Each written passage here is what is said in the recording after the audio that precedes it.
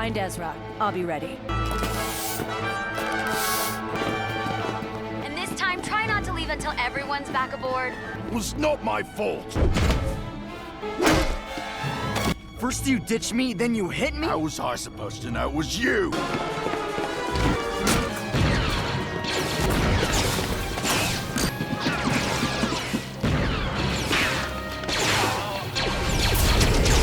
Not let them... Cover!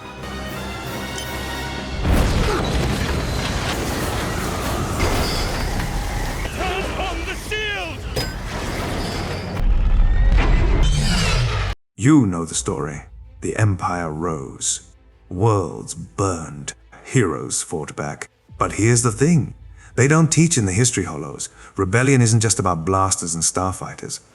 Sometimes, it starts with a can of paint. Sometimes, it starts with a girl who's already lost everything. So she decides to mark what's left. This is the story of Sabine Wren, a Mandalorian with a genius for destruction and a gift for creation. A kid who built weapons for the Empire, then burned down the blueprint. A rebel who painted her armor like a storm. Because if the galaxy was going to label her a traitor, she'd damn well choose her own colors. We talk a lot about legacy in Star Wars. The Skywalkers, the Jedi, the Sith. But what about the ones who don't carry lightsabers or thrones?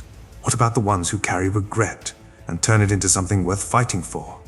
Sabine's story isn't just about Mandalore, though that's where it begins. It's about a girl who ran from her name, only to find it again in the heat of battle. A girl who held a weapon that could unite a people and chose to hand it over because leadership isn't about power, it's about knowing when to follow.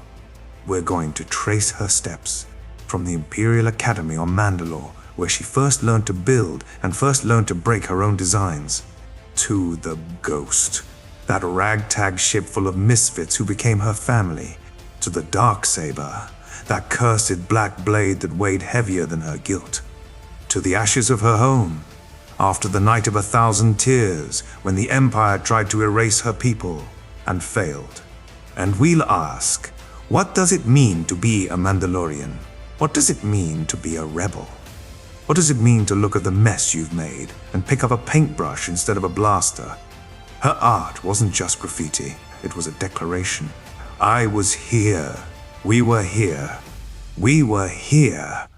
And when the Empire tried to scrub her work off their walls, she painted it bigger, brighter, bolder. So let's start at the beginning. Not with a battle, not with a victory, but with a spray can, a starbird, and a girl who decided that if the galaxy was going to burn, she'd at least make it look interesting. Prologue. The Spark in the Dark. In the smoldering wreckage of an Imperial outpost on Lothal, a spray can hisses. Neon purple paint blooms across a stormtrooper helmet, transforming its blank visor into a scowling grin.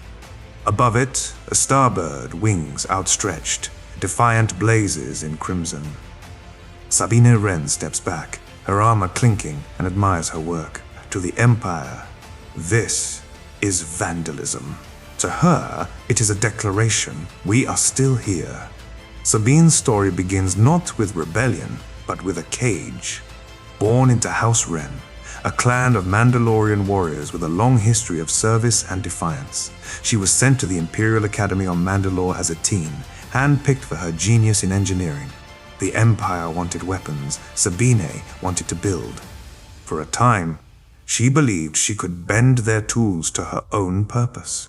I thought I could make things better, she later admits, her voice tight with regret. Instead, I made things worse. Her awakening came when the Empire weaponized her designs. The Arc Pulse Generator, a tool she'd intended to disable droids, was repurposed to incinerate Mandalorian armor, melting the Beskar that made her people invincible. She watched, horrified, as it turned her own kinsmen to ash. That night, she fled. Not just from the Academy, but from her name, her home, and the blood on her hands. Act 1. The Ghost and the Graffiti. Sabine's first steps toward redemption lead her to the Ghost, a clunky freighter crewed by misfits who'd also dared to say no to the Empire. Hera Syndulla, the Twi'lek captain with a heart for lost causes, Kanan Jarrus, the Jedi in hiding, his past as clouded as her own, Ezra Bridger, a street urchin from Lothal with a knack for getting into trouble. And Sabine? She was the wild card. The explosives expert who painted her armor like a storm, pinks and blues clashing with the grit of war, a neon middle finger to the Empire's monochrome tyranny. In Star Wars Rebels Season 1, we meet her mid-heist, rigging a thermal detonator with the casual precision of someone who's mastered chaos. Spark of Rebellion, the series premiere, introduces her as a contradiction, a warrior who'd rather tag a wall than draw her blasters, a genius who hides her intellect behind sarcasm. When Ezra teases her about her art, she snaps, "It's not just pretty, it's a message." That message evolves as the crew grows. In Out of Darkness, she confesses her fear of water, a trauma from a failed mission, and relies on Hera to pull her to safety, learning that vulnerability isn't weakness. In Blood Sisters, she confronts Ketsu Onyo, her childhood friend turned bounty hunter, and realizes that loyalty isn't about never leaving, but about coming back. When Ketsu asks why she bothers fighting, Sabine's answer is quiet, unshakable. Because someone has to. Act 2. The Weight of a Weapon. By Season 2, the Empire's grip on Mandalore tightens. Gar Saxon, a former ally of House Wren turned Imperial puppet, rules with an iron fist, and Sabine's family, her mother Ursa, her brother Tristan, has aligned with him to survive. When the Ghost Crew is sent to rescue a Mandalorian prisoner, Sabine hesitates. "Mandalore's a mess," she says, voice sharp. "I left it behind for a reason." But the past has a way of finding her. The prisoner is her father, Orich Wren, and his captor is Saxon himself, wielding a weapon that makes Sabine's blood run cold, the Darksaber. A black-bladed lightsaber forged by Tade Vizsla, the first Mandalorian Jedi. It is more than a weapon. It is a symbol. To wield it is to claim leadership of Mandalore. Saxon stole it, and with it, the right to rule. Sabine's reckoning comes in Rebels Season 3, in Trials of the Darksaber. Kanan, sensing her connection to Mandalore's fate, forces her to confront the weapon and her guilt. "This isn't about fighting," he tells her as she struggles to lift it.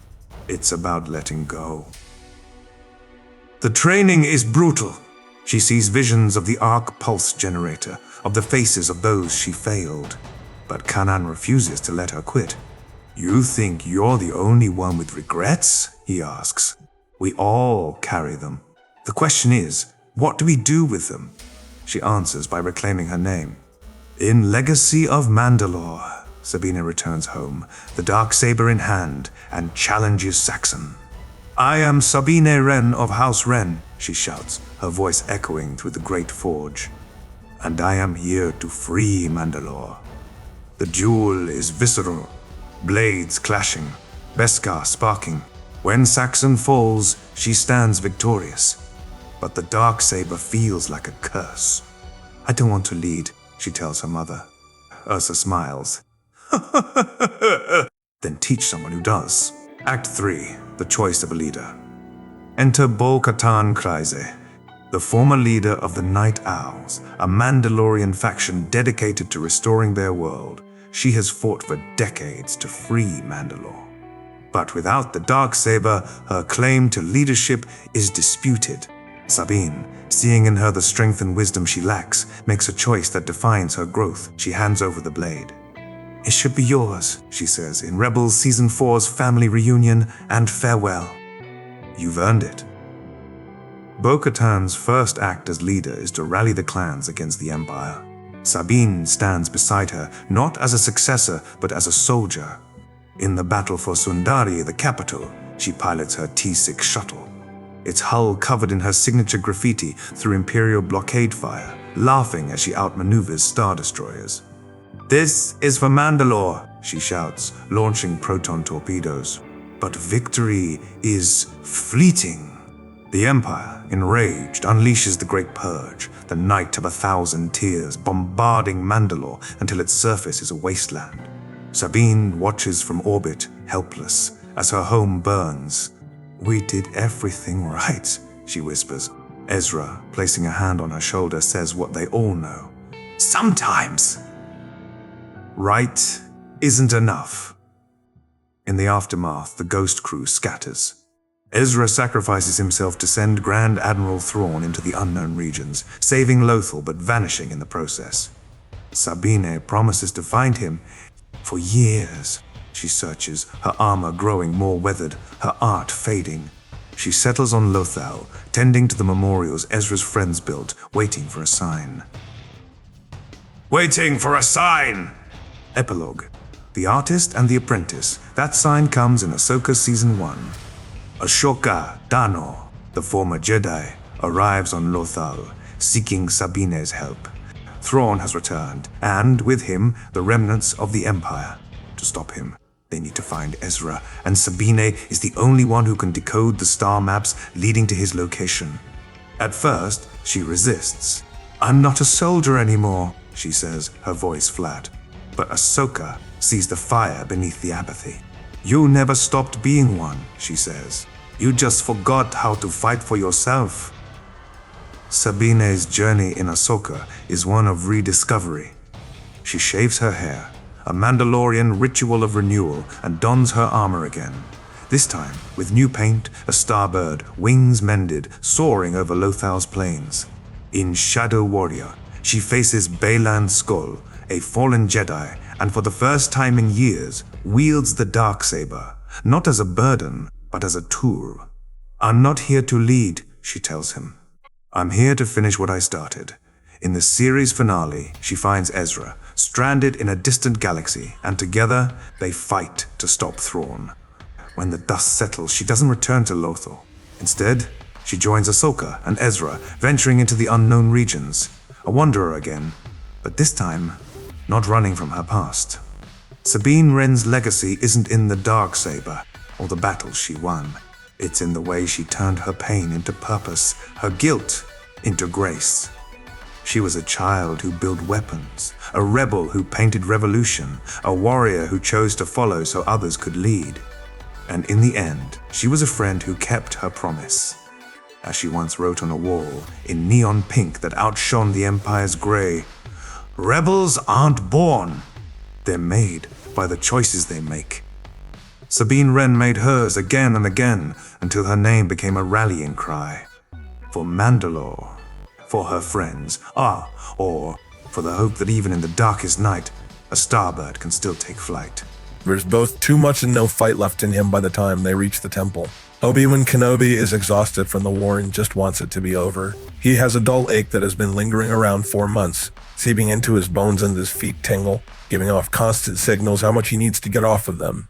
At the same time, his blood is rushing through his veins, heart pounding and mind twirling in determination and excitement. The biggest separatist general, Count Dooku, is gone, slain by Anakin Skywalker, and now making quick work of the forces on you to power the 212th. Obi-Wan Kenobi had just returned to the temple with the news of the second largest threat, General Grievous VUS and his demise. With both the largest generals out of the picture, they could only imagine that this war was finally winding down to an end. They were only here for a drop-off of most of the non-minus clone officers of General Kenobi as flagship and to check in with the rest of the council. The full council washed here in person. They rarely if ever were at this point in the war, but nearly half of them were grouped in one place now, which was nearly odd. Obi-Wan felt his heart leap, nearly giddy. Perhaps this was it. Perhaps the war was dwindling down. Soon they would no longer need to fight. Once the darkness was chased away, the Jedi could find peace in their temple, in life and people. There weren't strict plans for the clones quite yet.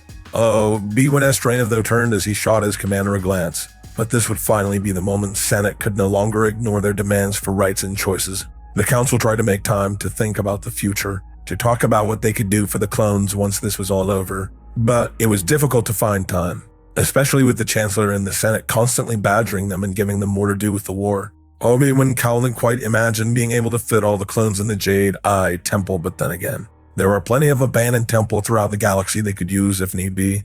Obi-Wan was so deep in thought, he did realize he was faintly smiling at Cody. The clone looked at him curiously, unraised a brow. "Is something the matter, sir?" The Jedi shook his head. "No, nothing wrong.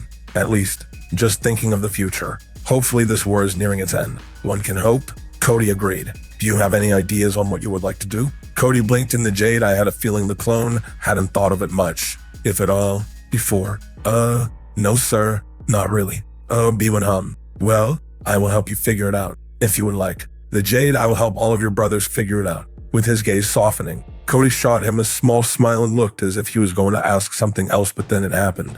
And Obi-Wan did not understand at all. A sharp pain shot through his mind, screaming with the force of 100 starships. The blazing hot blade swung through the bonds in his mind and forced him to his knees. Gasping for air, all he could feel was dread. The strands were unraveling, darkness lurking closer and closer. Dead. They were dead. Agent Kohler, Ceci Tien, his fellow counselors were dead. Kit Fisto, his friend, dead. Obi-Wan squeezed his eyes shut and brought one hand to his head and another to his chest. It didn't stop the pain. How did this happen? They were supposed to be in the temple. The temple was safe. The temple was supposed to be safe. Searing pain only a bit as his loyal commander paused next to him, kneeling beside him, unready to catch him if he fell on his face.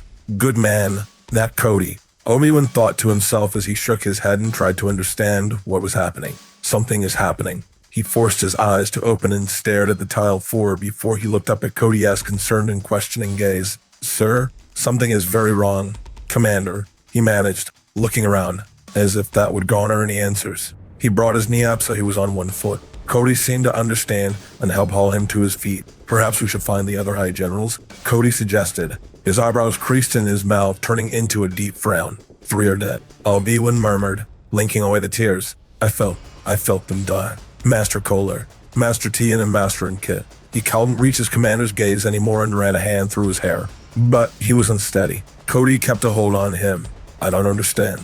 They were at the temple, on Coruscant. Here. Hell. How is this happening? General Windu is supposed to be here too. Yes? Cody asked, biting his lip at Ad nervous. You didn't feel him die, did you? Obi-Wan shook his head. Not that I could feel. But it can be hard to tell sometimes. He admitted, the darkness is growing so much closer, clouding our vision effectively. It has been for a while, but this is different. Cody did not look skeptical, just concerned at the notion and assured that Obi-Wan knew what he was talking about. Oh, how he didn't deserve a commander nor friend as Cody. Different as in worse? Obi-Wan did not get to answer. Later, he would not be able to describe what he felt, even in the moment. He called. There was nothing as horrifying as this. Not that recessed torture on Radin AK or his stay as a slave on Kosovo. It was some of the worst pain he had felt in forever. The closest he can get to this feeling was his time on Zigole. The feeling sears deep into his mind and soul and officially brings him to his knees once again, and even Cody cannot keep him steady. The piercing scream he let out attracts plenty around them as Obi-Wan's hands reach up to his head, as if this would block it out. He knows it won't, even when he is surrounded by light and warmth of the concern of his fellow Jedi. He cannot feel anything but this horrid